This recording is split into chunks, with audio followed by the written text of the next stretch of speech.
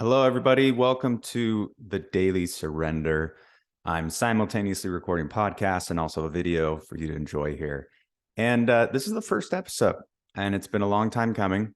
Finally mustered up enough courage to share what I've been learning over the past 6 years and what I've found a lot of success with, but also had up and down kind of failures along the way that taught me a lot of lessons.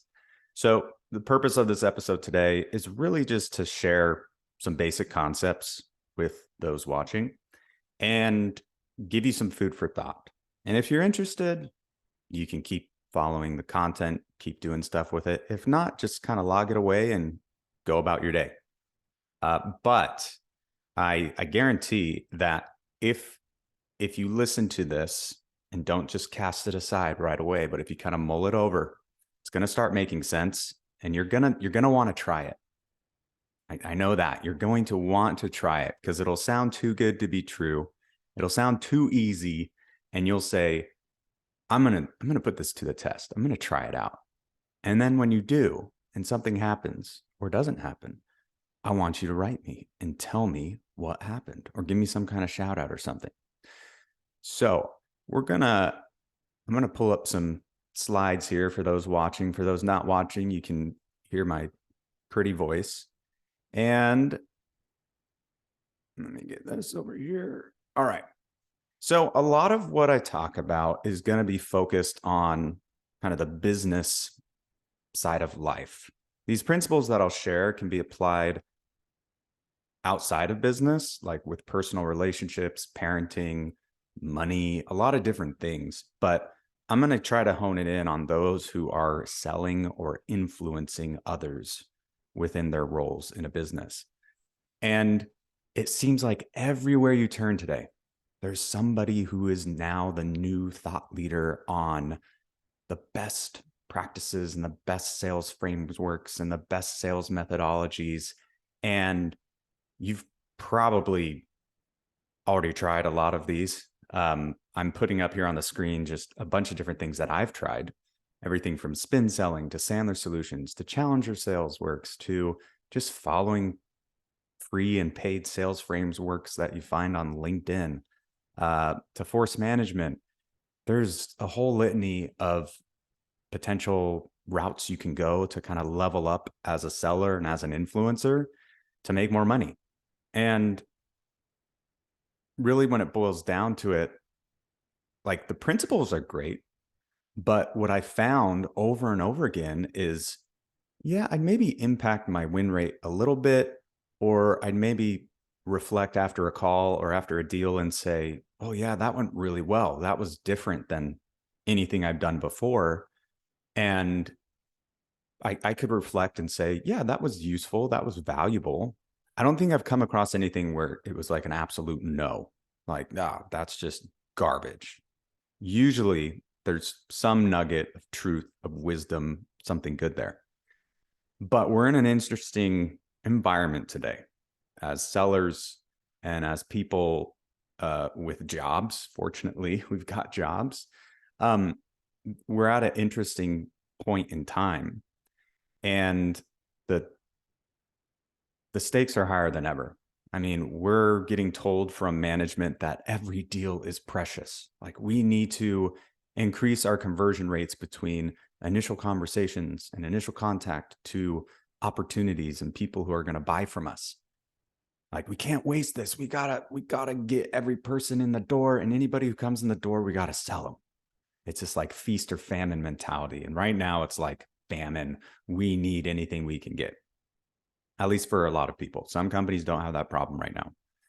We're also seeing that a lot of sellers, like the majority of sellers, aren't hitting their quotas. They're not doing their job, essentially. I mean, when the company decides what quotas are going to be set for sellers, it's very intentional. A company is looking at profitability, they're looking at margins. And when they give you a $1.5 million quota or a $500,000 quota, and when they give you a quarterly number and an annual number, it's very intentional. And when there's less than 45% of sellers out there globally hitting their quotas and targets, that's a problem for companies. And so then it turns into this whole thing of you get pressure to perform or be cut from the team. Like the level of um, pips being thrown out there to sales teams is on the rise, and people are being told, "Hey, you got to level up, or you can't play with us anymore." And then I think the biggest shift that's happening with a lot of businesses in the last 10 years is it's going from we're going to try to grow and grow and just hire and hire and hire to now we're going to be really thoughtful about who we hire. And with the people we got, we're going to make sure that they are qualified and enabled to essentially get the most bang for our buck. We're going to make sure that they are performing at a level from a sales productivity perspective that financially makes sense. So the question is then, why, when we go to these frameworks and methodologies, and when we go through these long trainings that we do with our teams on these big offsites, why doesn't it work as well as management thinks and as well as we think getting into it? Because I'm probably not the only one that goes through a training or learn something new on how to level up my skills. And I'm kind of imagining like me riding on a unicorn, busting into a deal or busting into kind of some presentation or demo. And I'm just flawlessly executing everything that I learned. But it rarely goes that way, even after practicing a lot. So why doesn't it work as well as we think it should? I don't think that it's because the market sucks. I don't think it's because your manager or management sucks. I mean, maybe they're not great people persons, and maybe they're bad at training, but I don't think we can blame it on them. I don't think it's because your product sucks. Well, maybe for some of you it does, legitimately. But for most of us, our companies were founded because there's some kind of value, unique value we can bring to our potential buyers. So most of our products probably will do fine. And I don't think that the methodologies and frameworks out there are fundamentally broken. Again, they wouldn't have followers and they wouldn't have businesses paying them money to get people like you and me doing it and participating. So what if I told you that there's more to this equation, more than what we're seeing on the surface? All the tactics and ways that we're kind of trying to get in there and sell people and get our product through the doors at new companies or upselling customers that already exist.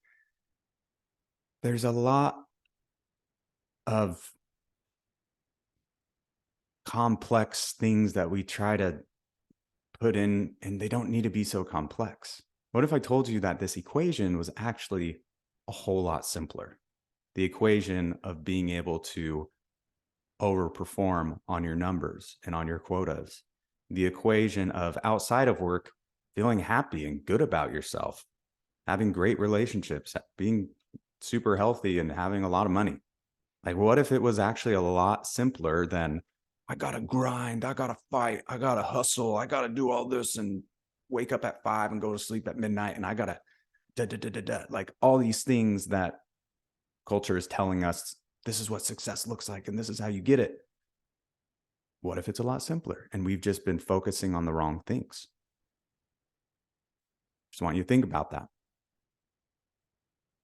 And I'm going to make a statement right now, and then I'm going to kind of explain this throughout the rest of this conversation.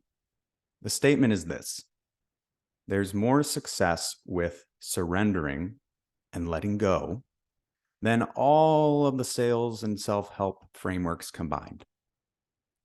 Now, some of you are going to look at this and hear this and say, what is surrendering? What is letting go? That just sounds like some kind of therapy or something. And it draws from some of that. But there is a universal law that governs everyone and everything. And when you play nice with it, you get more in return. I'm not talking about like The Secret. I know that came out a long time ago. I'm not talking about like visualization and vision boards and like focusing on a specific goal and it just kind of falling into your lap. I'm not talking about that. I'm talking about something entirely different. So we're going to spend the rest of the time unpacking that, giving some examples around that, and kind of giving you a little teaser so that if you want to continue going down this journey with me, you can. If not, no harm, no foul. You can continue doing what works for you. Nobody's going to force you in the end. I like this quote. Somebody had told me this recently, and it says, "It all begins and ends with you." So everything begins and ends with you. So many of us, me included, are looking for that silver bullet, that thing that will automatically help us be like on our A game and perform our very best in work and out of work. And we're looking for that thing outside of ourselves that's going to somehow magically make everything better. Like so many trainings and methodologies that exist today focus on prying on the underlying fears and uncertainties and loss and pain that potential buyers will experience or could experience if they don't work with us. These have their merits and success, since we as humans do buy emotionally and then justify logically. We use a lot of fear in advertisements and in our conversations to try to get people to kind of change and do things differently. Because naturally, when we see something painful or something that we could lose, we are more than double as likely to do something about it, versus if there's something dangling in front of us that we can gain, we're going to be less likely to go after that. So one thing to consider is our role as salespeople in this emotional decision-making process. So beyond supplying facts and figures and proof points and emotionally driven client stories and product demonstrations and pilots and well-written internal memos and ROI projections and mutual success plans and general quote unquote good sales skills like objection handling and rapport building and stuff like that. Beyond that, we have what I'm seeing is kind of an untapped and unknown ability and responsibility to surrender and let go of our innate desire to control, manipulate, and gain a certain outcome. That's what I mean by it all begins and ends with you. Because our mindset, our emotions can jack stuff up majorly when we go into sales conversations and when we're thinking about life. And if we don't let go, and if we don't surrender that, oh, I need to control this, I need to make this happen, I need to make them do this, I need to make them listen to me this way and go on to the next steps and get a demo, and I need them to sign today because it's the last day of the quarter, and so I'm going to text them all day until they do that because I need to get this deal done. I need to win this. I need that money for my down payment or pay off those bills or whatever it might be. We are so hyper-focused on controlling and trying to get a certain outcome. And I'm going to tell you right now, again, this is going to go against everything you've been told in your career. This is going to go against a lot of rules that you've created in your brain since growing up, in the world we live in. I'm going to tell you that the ability to recognize when you're in that moment of trying to control, the ability to recognize the emotions that fuel that, the ability to be okay if something goes one way or another, will change drastically the type of results and outcomes that you're seeing today. Far more than if you continue with the status quo and just continuing to absorb the methodologies and frameworks and things like that and trying to just apply that to your deals. And I'm going to show you how. I'm going to talk to you why. I'm going to tell you how this works. And again, this is the closest thing to a silver bullet that I have found. But it does not happen without you looking inside and being willing to question the held beliefs, emotions, and perceptions that you've created over years and years and years of time. So, for those of you who are willing to basically destroy your own egos, it'll be simple and fast, and you'll see things locking into place like you've never seen before.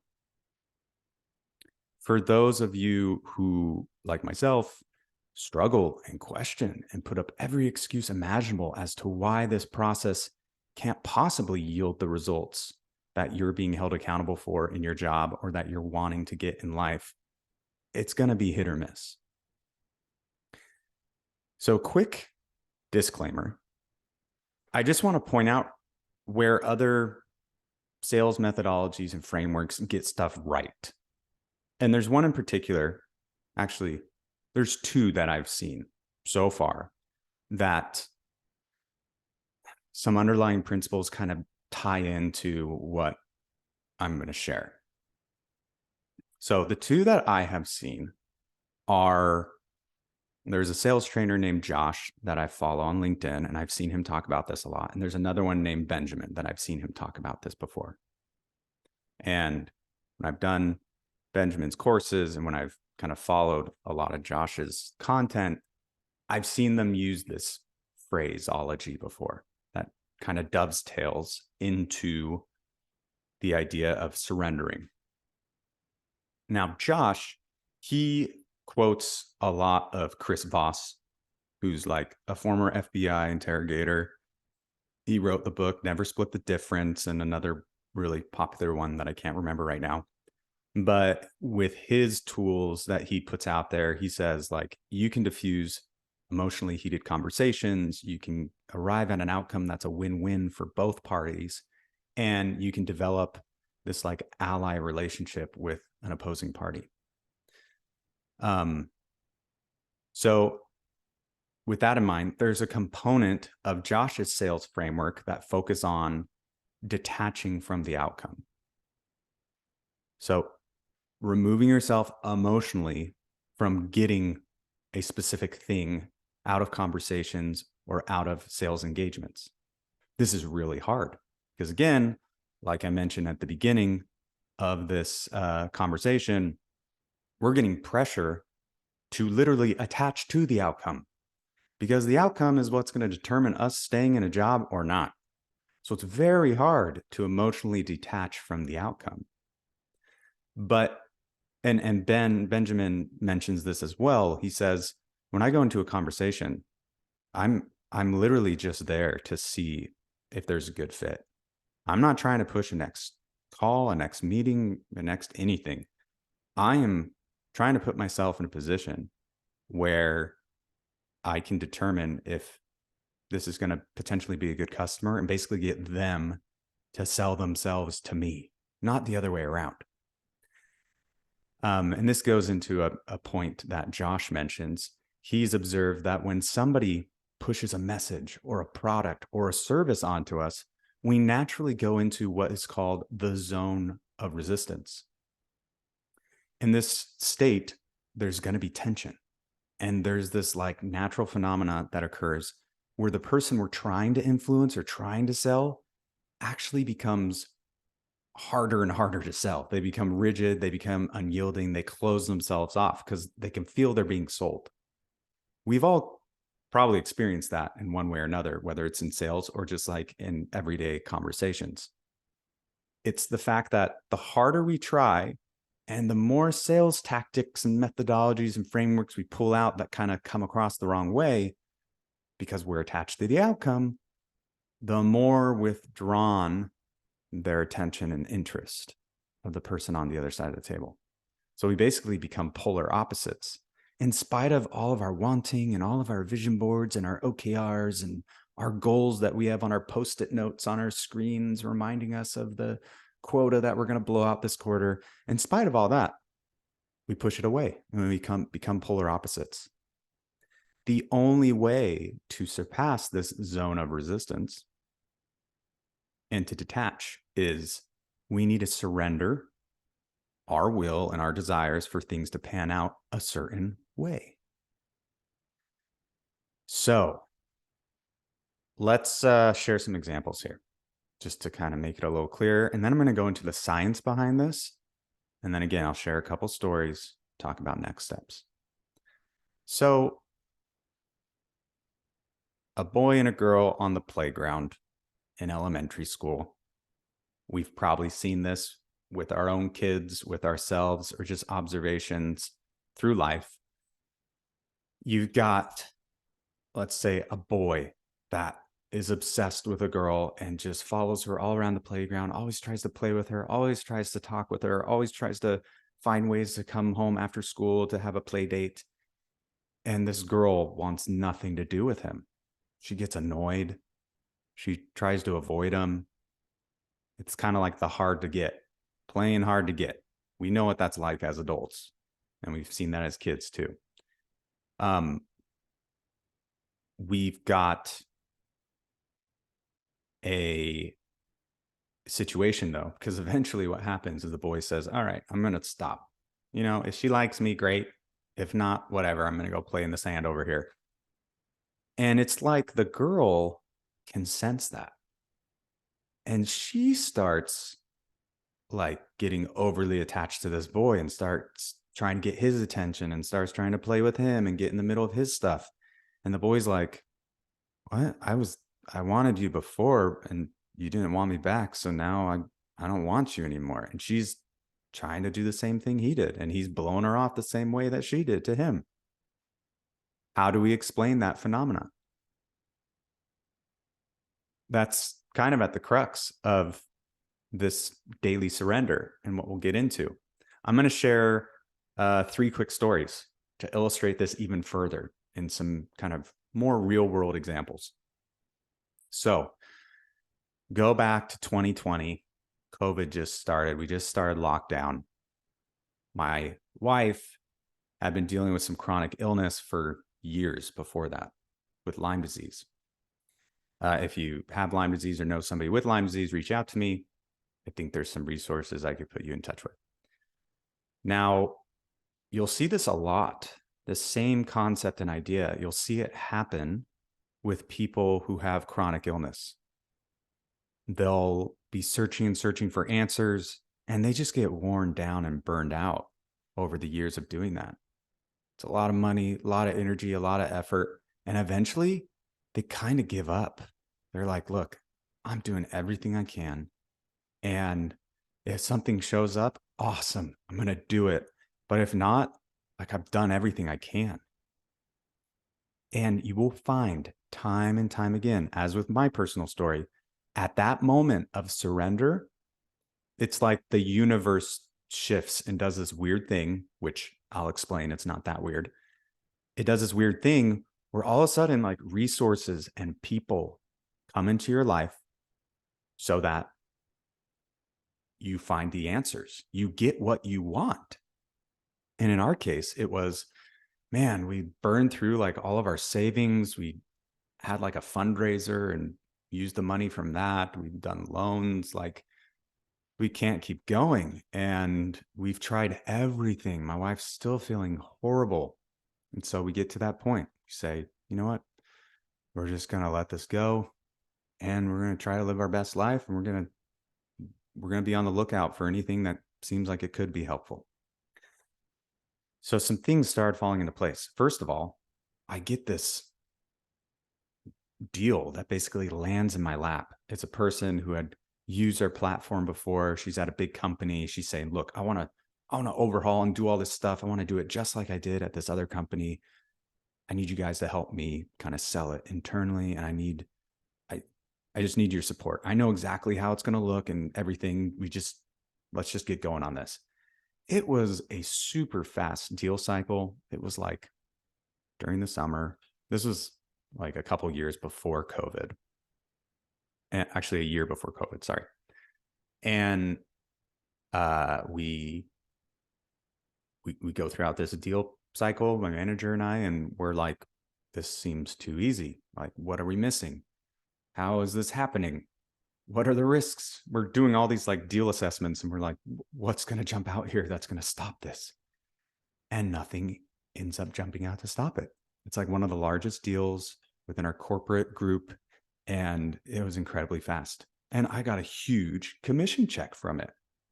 I was like, look, we got this commission check. We got all this money. We can pay off this debt and we can get back to, finding answers and solutions for the Lyme disease stuff when we want to.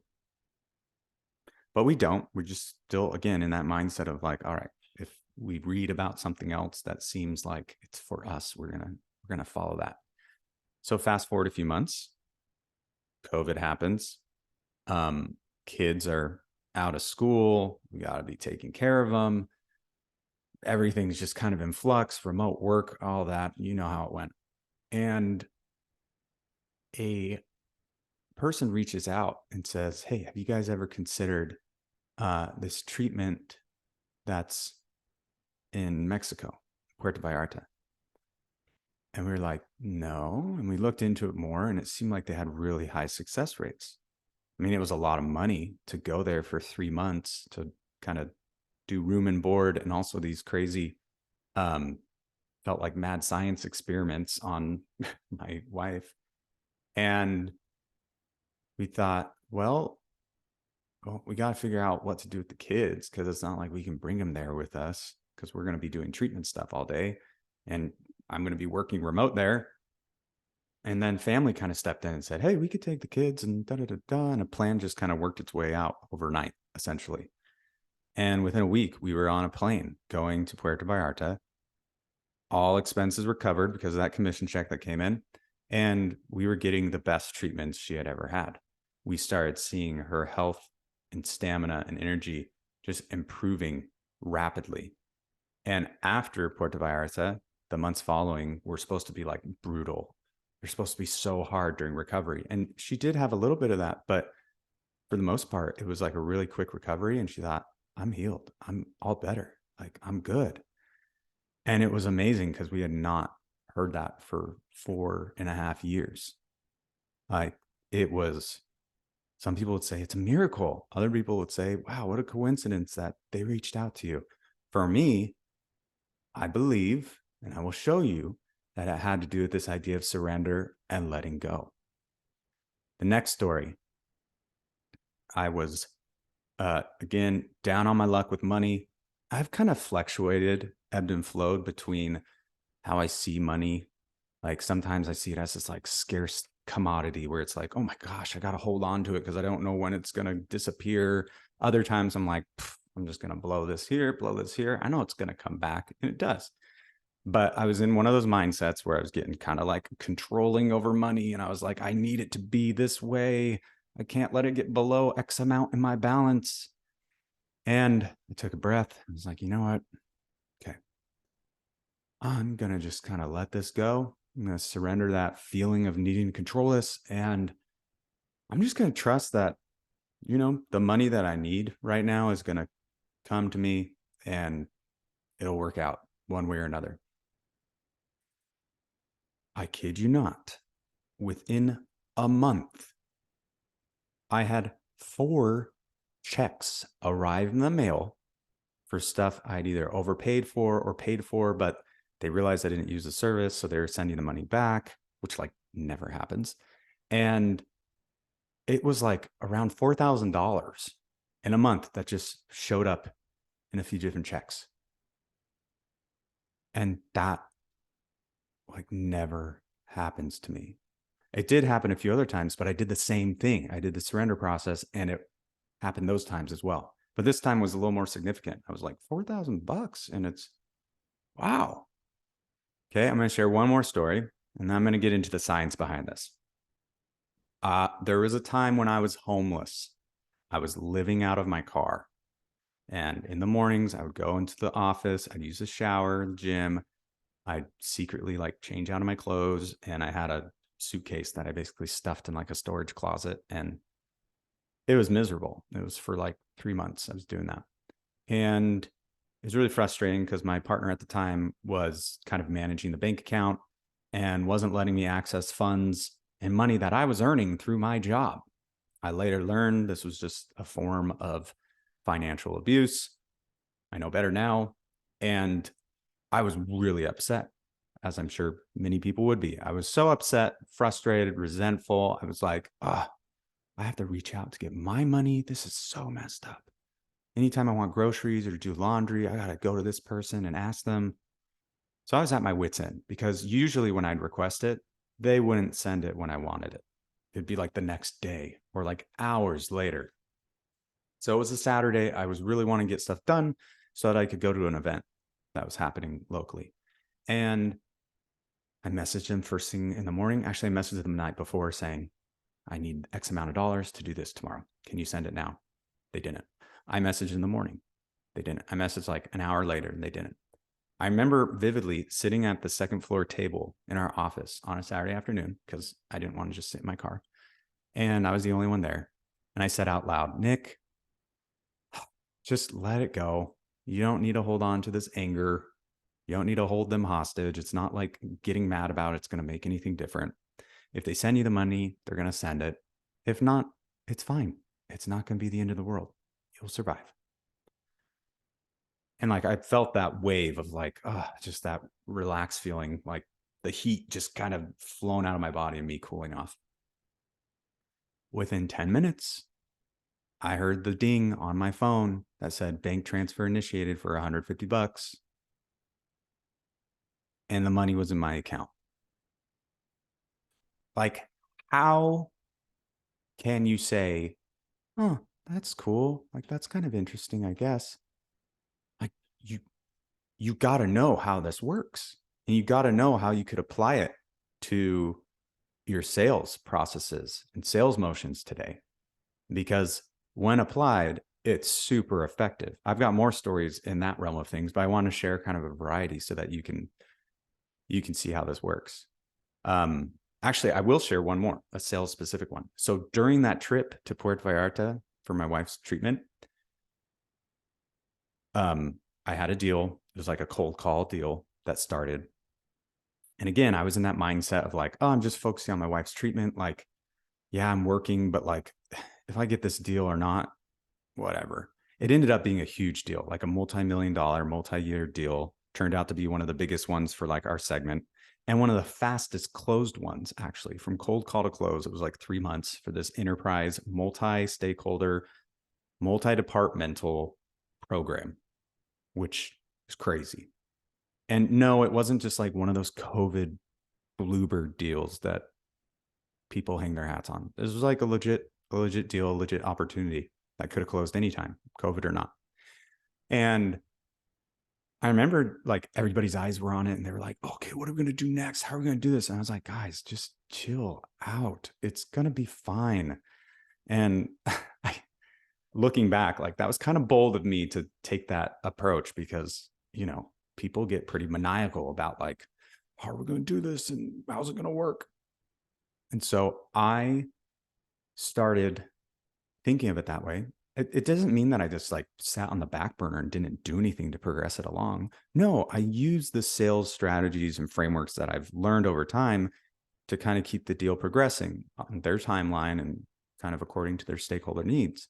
But I wasn't attached to the outcome of that huge commission check and what that would buy me, the down payment on the house and the this and the that. I was just like, that'd be cool if I got that commission check. But if not, like, I'm going to be fine. And I attribute the speed and velocity of that deal and the size of that deal to the process of letting go and surrendering over and over throughout that sales process. So let's get into the science here. All right. Because there's something happening here. Whether you want to believe it or not, there is something happening. Now, when we look at the human body and when we look at the universe, what's it made up of? It's made up of these little atoms. And inside of atoms, you have these subatomic particles and these like little clouds of energy, essentially. And when atoms come together, they make molecules. So they make water, they make all types of things. And if you look at like your skin, for example, your skin is made up of a bunch of molecules. But when you touch it, when you feel it, it's like, oh, that's skin. That's like firm or tough or soft. And if you look at a table and if you tap it, Like, wow, that's solid. And you wouldn't believe if you zoomed in like 40,000 times that it's really just a bunch of little things kind of floating there. And it's like 99% empty space. It's just these little things floating around. And you zoom out, and it's hard to believe that you have this, what appears to be a solid structure, a solid thing. Now, the interesting thing about atoms and the energy that kind of creates them and gives them their motion is that atoms have the ability to connect to other atoms and kind of communicate with each other. And like distance is no issue. Like they've actually been able to see that one atom is able to influence another atom just through like an electric charge across continents. So when you think about people who pray, really all they're doing is like sending out this energy, and it's being absorbed and returned in real time by some higher power that they believe in. And it kind of takes away the mystery of some things, because we can just really deduce it down to energy. It's just energy. That's all it is. We're just energy, and we're either absorbing more positive energy or negative energy, or releasing negative energy or positive energy, and it's getting absorbed and taken on by other people or other things. You may have seen the water crystal experiment, where they put words, they put the names of like famous people, and they also played music for these different samples of water, and then they froze it, and they could actually look at the crystals, like the shapes that these molecules made within that water sample, and they could see the influence of certain words and emotions on those water samples. So for those of you not seeing my screen, they use things like thank you, or love and gratitude, or harmony, or words like you disgust me, you fool, and evil. And the ones that had more negative connotation, like lower negative energy, created these kind of weird looking shapes, and it was just not pretty. But the ones like thank you, love and gratitude, harmony, Mother Teresa, they create these beautiful, like snowflake looking designs and patterns. And so it's kind of gotten people talking about and thinking about, wow, how do our words, our thoughts, our beliefs, like, how does it all kind of tie together and influence other people? And the truth is, like, our thoughts, our feelings, our beliefs, those are comprised of tiny particles and energy in our bodies. Like, a thought is no longer just an abstract thought. A feeling is not just a thing. It's literally something inside of our brain, inside of our body, that creates either kind of a high energy flow or a low energy flow. So if this is new to you, just kind of stay with me here. If you've heard this before and you're like, yeah, that makes sense. That's why we're told to use nice words, and that's why we're told to be kind to others, and like the golden rule, and our words hurt people more than our actions. Like there's all that kind of lingo we've been told, most of us as kids and growing up, and it's commonplace in workplaces to kind of follow those guides. And this is why the very things that we say and speak and do and feel, these intentions, these things that we're clinging onto that we want so badly, it's all energy. Now, the question is it positive energy, or is it like low energy? Is it high energy or low energy? I won't say like positive or negative or good or bad, because it's really just like, is it high energy or low energy? That's all. It's pretty subjective. So there's a guy, Dr. David Hawkins, he's a PhD. He wrote the book called Letting Go, and a bunch of other people. They were able to test kind of the frequency or range of energy of certain emotions or associated thoughts.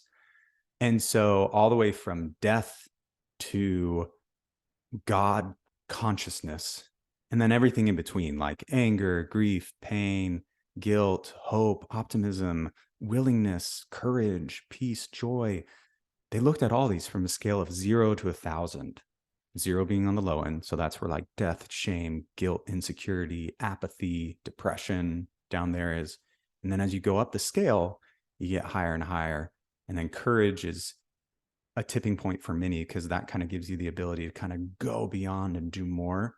And then it kind of leads into willingness, and it leads into like happiness and enthusiasm and hope, and eventually joy and peace, enlightenment, appreciation, gratitude and freedom. And then this like loving God consciousness, this like outer body experience that people talk about. So if you think about these energies and these emotions and intentions that we have and carry around with us, it makes sense why the boy and the girl on the playground, it's like they're repelling the other person with their like negative, I need, this like neediness is like emotionally, subconsciously like manipulating the other person to give them something. And that other person, their ego is going to say, no way, like I'm going to protect myself. I don't want you to do that. So just like in sales conversations or in conversations with loved ones or kids, trying to get them to eat broccoli at dinner, when we talk and when we even stand in proximity to each other, you've probably sensed this before, but like if you enter a room, sometimes you can just sense something's off, or, oh, it feels really good in here. Like when people go to church or like religious places, sometimes the energy is just higher and they can feel good in that spot. But if you go to another place, it's like, ugh, this is kind of yucky. Just get me out of here. So when we go into sales conversations and when our intentions and energy is just kind of low, like, oh, we're desperate. We got to get this done. We got to get them converted. We got to make the money, because then we're not going to make the payroll if we don't. And if you don't, then you're going to be fired. And there's all this fear and anxiousness going into a conversation because we think we're going to mess it up. You can imagine what that's going to do to the person on the other side of the Zoom, on the other side of the table, wherever you're at. So it's this whole mindset. And once we're able to recognize this whole process that's kind of happening behind the scenes, this whole invisible energy field, then we're able to start changing it. We're able to say, I'm starting to feel that thing come up in me, that anxious feeling. And I normally start just thinking all these crazy thoughts, and it makes it even worse. What I'm going to do is I'm going to work on letting that go. And I'm not going to share exactly how to do that right now with you. I'll talk about it in the next installment of Daily Surrender. But there is a process where you can actively focus on releasing that grip you have on some kind of outcome. And by so doing, it opens up this plane of influence. It opens it up so that the other person is going to naturally start gravitating towards you, and naturally going to start sharing, and naturally going to start giving you what you want. Now, it's not 100% foolproof. Sometimes the universe and the energy around us, sometimes it doesn't just come straight to us right away. Maybe it's a week later, maybe it's a month later, a year later. Maybe it doesn't happen at all because there's some lesson that we need to learn. But in those examples I shared, it was within a day, weeks, months of seeing success, of seeing that my releasing the other person, releasing the control over that sales dialogue situation, and focusing on letting go of those emotions that repel people. That's really what it boiled down to, the success. That's my belief. And I feel like science explains that.